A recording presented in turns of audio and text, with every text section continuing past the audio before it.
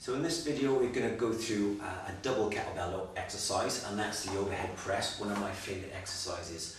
Obviously very similar to the overhead press with one arm, but with two kettlebells. So a kettlebell in each arm. So just to recap, this exercise is going to work predominantly the deltoids at the shoulders and the upper chest. The idea is to keep your body nice and tall, really extend the trunk so you bring in the core and the abdominals, and remember to keep it as relaxed as possible. So let's clean the kettlebells up and get on with the exercise.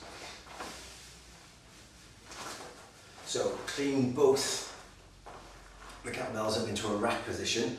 Now, as before, you're keeping the upper arms tight into the rib cage, the forearms coming up at an angle across the chest, and the hands in the center together. Now, if you're doing quite a long cycle of this, you can actually interlock the fingers to help the rest period. Okay.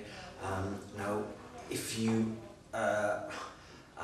body mechanics allow, you can rest your elbows onto your pelvis, and it may mean pushing the hips forward, but your knees should still be straight but not locked out. Okay. So from this position, just show from the side. Breathing wise, if this weight is submaximal, where you can do sort of more than 5 reps, I'd breathe in on the upward stroke, breathe out to come down. And you may want to, with double kettlebells, you may want to sort of sink the knees slightly to absorb some of the shock. Okay, so breathing in on the upward stroke. So take the arms above head. The arms should be behind, the upper arms should be behind the ears, or a fair amount behind the head anyway, and that will bring in the stabilizers of the trunk. And then breathe out. Just sinking the body slightly.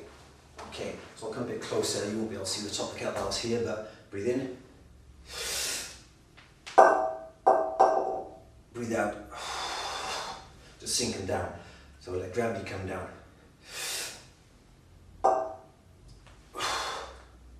So this isn't really a push press. I'm not really bouncing, not bending the knees, I'm pushing the hips forward. So it may look from this angle that I'm doing a push press, but I'm pushing the hips forward and then leaning into the move, and then leaning backwards, bringing the elbows to the front.